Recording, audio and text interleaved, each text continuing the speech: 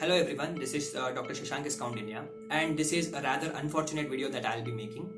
I recently saw a video which surfaced on the internet in which a lady doctor in Vims, Ballari was being harassed and bullied by two male attenders after they lost a patient. This is one of the countless stories that we have heard, and these type of things have been increased since the pandemic has started. I personally have seen doctors being harassed, bullied, called names, scolded vulgarly, and being chased in the COVID wards. In this video, I want to talk about the main problem that is occurring in these cases. In this video, before we start pointing fingers at the doctors, let us know what actually is the problem. The first problem that is arising is because of the general public. There is still a notion that COVID is a scam which is run by the government to make more money.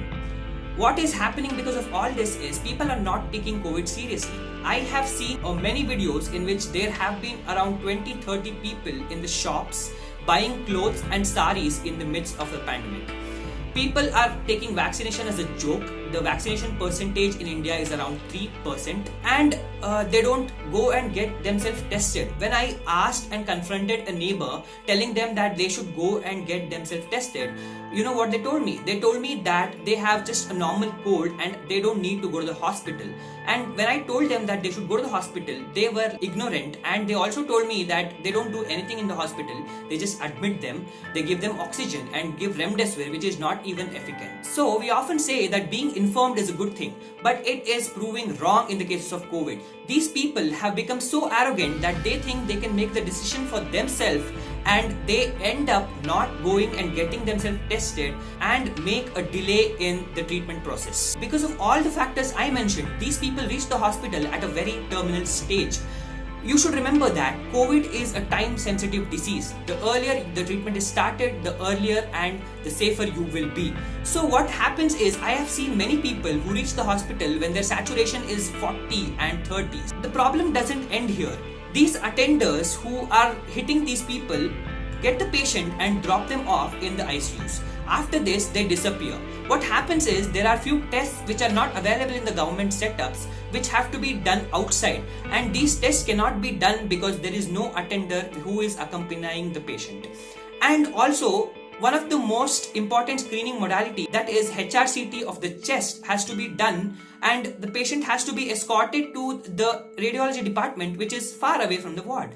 So all this is delayed because the attenders just drop the patient to the hospital and they run away. And these people only appear when there is death of the patient. The second problem I want to address is the government itself. We had been warned from many experts that the second wave is gonna hit us, but we still failed to prepare ourselves for the second wave in terms of vaccines, in terms of medications, in terms of infrastructure, or in terms of general planning as well. So I want to ask the general public a question. We have seen so many potholes where accidents happen. We have seen many government constructed bridges and buildings collapse, which lead to a loss of life. I don't see any one of you going and hitting the officials who constructed it or the ministers responsible for it. In spite of all these shortcomings, the doctors and the medical fraternity have been using their skills and knowledge to provide the best possible outcome, and is this what we give them in return? The third problem I want to address is the media. So, for example, whenever you open a newspaper or put on the TV and open a news channel, all you see is the negative stuff. These many people died today, these many people got infected today, but they failed to show the positive side of the story. To add to the point, I want to tell you that the recovery rate in India is around 99% and the death percentage is less than 1%. So I want to request the media to show some positive news instead of just showing the negative news. I also want to bring it to your notice that in just the second wave of COVID, around 420 doctors have been martyred. And I don't see this news going up on any news article. I'll tell you one thing that happened when I was watching the interview of the lady doctor who was harassed and hit. The interviewer asked a question which goes like this: did you do your 100%? This is a rather unacceptable question because the question is trying to incriminate the doctor in the situation like this, instead of shedding limelight on the fact that hitting a person is fundamentally wrong, whatever the situation or the circumstance is. Now I want to address the people who are telling that you are a doctor and you signed up for this. yes, I want to tell you people that yes, I signed up for a lot of things which include long hours of duty, stressful work, and much more, but I never signed up for bullying and harassment. So now, after I told you all of these things, I want to tell you the consequences, what will happen because of all these. The first and the foremost thing, the person who is harassed mentally or physically will be mentally traumatized and will not be able to perform his or her duty efficiently. So the next time when the doctor will see a critically ill patient who is about to collapse, instead of treating the person, the doctor will try to get away from that situation. This is what will happen because of all the harassment and bullying that's been going on. The second thing that will happen is India will lose some of its greatest minds who will take up medicine in the near future.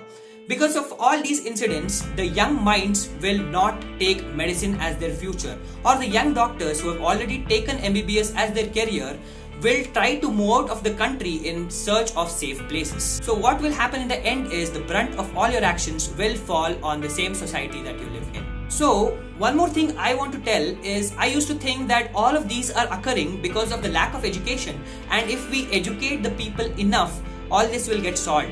But later I realized that majority of these acts or crimes are committed by educated goons. So I want to take this video as an opportunity to address all my non-medical friends who call up their doctor friends in terms of health emergencies to take opinions from the comfort of their home, that this is the high time to take a stand for your doctor friends. I'm not telling you guys to go and fight with those people.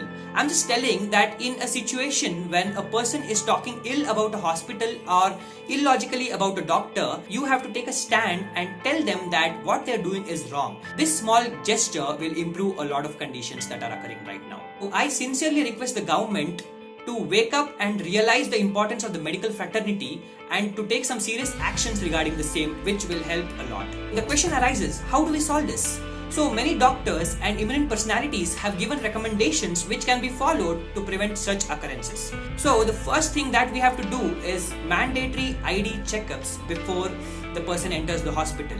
That is a provision of Aadhaar card or PAN card in the front of the hospital so that we know who entered the hospital and what he is up to. The second thing that can be done is restricting the number of people who enter the COVID wards.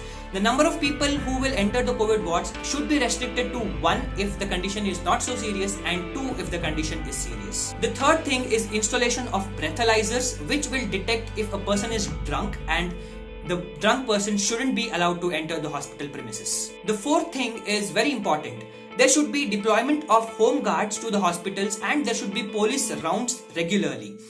What happens usually is there is usually an old person with a stick, and this person is the first person to run away in cases of chaos. The next thing is to understand that installation of security cameras doesn't ensure security of anyone. What usually happens is these security cameras will record the person getting beaten and will be used to circulate in the WhatsApp groups the next day. The next important thing is stopping what is known as the VIP culture. VIP culture is nothing but exertion of influence or money to get whatever they want. So what happens is these influential or rich people, what they do is they'll reserve beds in hospitals even though they're not even in town. So these beds are often shown as full and are not available to the general public. So these things should be stopped as fast as possible. I hope this video has managed to bring about some awareness about the issues what have been happening. It is very important now to start talking about this issue and start taking action as fast as possible before it's too late. Thank you.